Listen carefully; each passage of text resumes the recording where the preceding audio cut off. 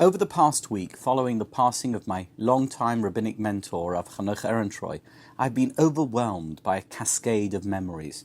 The Dayan, as he was universally known, was a towering rabbinic figure, one of the UK and Europe's preeminent rabbinic and halachic authorities of the past 50 years. And yet, he was always utterly approachable and amazingly personable. The Dayan was born in Frankfurt in 1932, but his family moved to the UK in 1938 to escape Nazi persecution. Despite his Yeke origins, he was a product of the Litvak yeshiva world, where he gained a name as a scholar of note. Educated at Gateshead and Mir Yeshivas, he was a star of the famed Gateshead Kollel, and went on to form and head the Kollel in Sunderland, not far from Gateshead. In 1979, he replaced Dayan Chanoch Ehrentreu as the head of Manchester's Beth Din, rabbinical court, and in 1984 he moved to London at the invitation of Rabbi Lord Emanuel Jacobowitz to lead the London Beth Din, Europe's most prestigious rabbinical court. After his retirement from the London Beth Din in 2008, he headed the European Beth Din, halachic arm of the Conference of European Rabbis. Dayan Ehrentreu's influence on British and European Jewry during his many decades at the helm was colossal. But it was unique, because it wasn't the kind of ivory tower authoritarian influence that one would expect of a man of his caliber. Rather, it was the impact of someone who balanced the duties of his elevated role as a primary guardian of Jewish tradition with an astonishing capacity for fostering and maintaining warm personal relationships with an incredible array of people from all walks of life and in every sphere imaginable. My relationship with Dayan Ehrentreu began when I was in my early 20s, as I started out on my rabbinic and communal career. I had found that other Orthodox rabbinic leaders were reluctant to involve themselves with any kind of out-of-the-box outreach work in the wider Jewish community, preferring the relative peace and quiet of predictable day-to-day communal concerns. But it was obvious that Dayan Ehrentreu had not read that particular memo. He actively embraced and assisted anyone who ventured beyond the safety of the Orthodox reservation for the purposes of Jewish outreach, encouraging them to use their talents as creatively as possible and promising them and delivering his full support if they ever came under fire. Dayan Ehrentreu's support was worth its weight in gold. A phone call from the Dayan to a disgruntled, troublemaking zealot was usually enough to neutralize the problem. And if it wasn't, Dayan Ehrentreu was always totally comfortable lending his full weight to a project he believed fell within the framework of halakha, even if it defied convention and precedent, and even if it drew negative attention towards him. More importantly, he was always available on the phone from early morning until late at night, offering precise, confident guidance to those of us who were active in the field and needed his counsel for any matter at hand, large or small. As far as the Dayan was concerned, nothing you asked him was insignificant, because it wasn't what you asked him that mattered, it was you that mattered. And if what you were asking him was important to you, then it was equally important to him. I have countless Dayan Ehrentreu memories to share. They all convey his unique personality, a combination of great intellect, warmth, accessibility, wisdom, and genuine empathy. In every setting, the Dayan's intuitive brilliance dovetailed with his broad experience, and each outcome reflected it. In early 2000, at the last minute, the biannual convention of the Conference of European Rabbis was hastily moved from Vienna, Austria, to Bratislava, Slovakia, after the formation of a government coalition in Austria that included Jörg Haider's neo-fascist Freedom Party. Despite the relocation to a different country, in a display of solidarity with Austria's Jewish community, the more than 200 rabbis who attended the conference travelled from Bratislava to Vienna in buses for a dinner and discussions with Austria's Jewish leadership. Someone suggested that I bring my guitar and lead singing at the event, but the sombre atmosphere was not conducive to a sing-song, and after a couple of hours we all boarded the buses back to Bratislava without the musical interlude. I was on Dayan Ehrentreu's bus, alongside a who's who of European chief rabbis and dayanim. Everyone was quiet, lost in thought, reflecting on the implications of Austria's lurch to the right for the small but significant Jewish community. But the Dayan was, as always, upbeat. "Where's your guitar?" he inquired. I pointed to it, nestling on the back seat of the bus. "I think you should play it. Let's sing a few songs," he said. "Really?" It didn't feel right. He smiled and motioned towards the guitar. I looked around. The atmosphere was tense. No one seemed in the mood for music. I looked back at the Dayan, and he nodded and smiled. "Go on. What are you waiting for?" I picked up my guitar and began strumming and singing. And within a few minutes, the entire bus, chief rabbis, and dayanim, who only moments earlier had been pensive and anxious, were smiling and singing along together. The negative atmosphere had lifted, and there was hope in the air.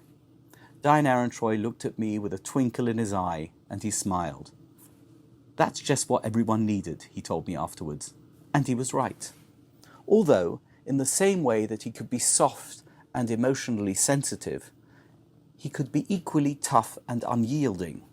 Several times I accompanied the Dayan to kosher abattoirs for spot checks of the shochtim, and he never stood on the sidelines observing the shechita. Despite his advanced years, he would jump into the center of action, examining, checking, asking questions, and adjusting details. He was keenly aware that kosher meat and poultry consumers trusted his supervision, and he took that responsibility very seriously. The shochtim told me privately that he was the most conscientious Dayan of all, and they relished his visits, which invigorated and enthused them to do better. The Dayan had no patience for slackers, excuses, or shortcuts. He was an over-performer, and he expected everyone else to be the same. But the Dayan was also practical and considerate, with an uncanny eye for detail. Before I began performing weddings, I first had to pass a proficiency test for the weddings I officiated at to be formally accepted by the office of the chief rabbi. Dayan Ehrentreu insisted on giving me the test himself and informed me what I needed to learn. It was an oral exam. The Dayan asked me questions about a range of scenarios that could crop up needing expert knowledge. He seemed pleased with my answers, and I felt very encouraged. After asking me about a dozen questions, the Dayan handed me a ketubah, the Jewish marriage document that is written in Aramaic legalese and read out by the rabbi under every chuppah. "Read it," he said. "Is this part of the test?" I asked him. "No," was the reply, "but I don't want you to make a fool of yourself." I have thought of that moment so many times since then, whenever I hear someone struggling with the rendition of the ketubah under a chuppah, mispronouncing and stumbling over the words of this arcane text. How wise and caring the Dayan was, making the effort to ensure that a novice rabbi would never embarrass himself. Truthfully, reading a ketubah badly has no bearing on rabbinic competence to perform a wedding, but it is so important. How would it look if a rabbi struggled to render the wording of a Jewish legal text? It's just a minor detail, and hardly in the remit of a senior Dayan to worry about. But Dayan Ehrentreu was no ordinary senior Dayan, even the smallest detail mattered, especially if it concerned the dignity of Judaism and of its rabbinic professionals. In 2006, I accompanied Dayan Ehrentreu and a group of senior European rabbis to 10 Downing Street for a meeting with then Prime Minister Tony Blair. It was the Dayan who led the discussions, after he had begun the meeting with an erudite Dvar Torah from the weekly portion, expressed in simple, easy-to-understand English, so that the Prime Minister and his aides could understand. Dayan Ehrentreu's ability to convey Torah was enviable. Whether it was a modest, homiletic interpretation or a complex Talmudic concept, Dayan Ehrentreu could nail it in a few easy sentences, always with a smile, and always happy to repeat it if you didn't quite get it the first time. My last face-to-face conversation with the Dayan took place in February 2020, a few months before he tragically lost his power of speech. Someone in Los Angeles had asked me about the widely publicized self-driving car trials in London in October 2019, which, according to Dr. Graham Smith of Oxbotica, would precipitate autonomous vehicles becoming a reality on our roads. The questioner, an elderly lady with mobility issues, wanted to know whether it would be possible to use a driverless car on Shabbat to get to synagogue for prayers. I posed the question to Dayan Ehrentreu, and we went through the various barriers created by Shabbat prohibitions and also possible solutions. There would need to be an Eruv. There could be no increase in required engine power as a result of the extra weight. The passenger or passengers could not sit in the driver's seat, and preferably they would be in the back of the car so that no one would think they were driving it. The car would need to be pre-programmed for the route, and the doors would need to open and shut automatically, just as they do in a Shabbat elevator. We were having fun with all the details when the Dayan suddenly asked me, "Do these cars actually exist?" I said, "Yes, they exist, but they're still in the experimental phase, with some way to go until they are safe and made available for general use."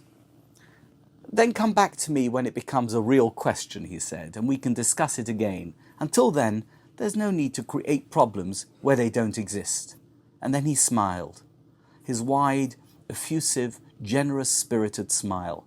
He was happy we had discussed the topic, but it was a hornet's nest he was not ready to wade into just yet. Sadly, within a matter of months, the Dayan was no longer able to speak, and on my subsequent visits, while he was clearly able to understand everything that was said to him, he was no longer able to function as he had in his prime. His family, particularly his wife Rebbetzin Ruchi, together with his family and close friends from the community, looked after his every need, and the Dayan's spirits remained high until very shortly before he passed away. There was still always a gleam in his eye, and a smile constantly hovered on his lips. He was an inspiration until the very end. Parshat Vayetze begins with the pasuk, "Vayetze Yaakov mi Beersheva, vayelech Harana." Jacob left Beersheva and went to Haran. Rashi points out that Jacob's departure from Beersheva is an unnecessary detail. Obviously, he needed to leave Beersheva in order to get to Haran, so why mention it? Rashi explains that the verse means to tell us how the departure of a tzaddik, a righteous person, from his city creates a noticeable vacuum. As long as the tzaddik is in his city, says Rashi, he is its glory, its splendor, and its beauty. But when he leaves, that glory, that splendor, and that beauty is gone. The world without the Dayan is not the same world as the one with the Dayan. When Dayan Ehrentreu was among us, he added glory, splendor, and beauty to our lives and to the world. His departure leaves a gaping hole in the rabbinic world, in the Jewish world, and in the world at large. Life might go on, but it will never be the same again.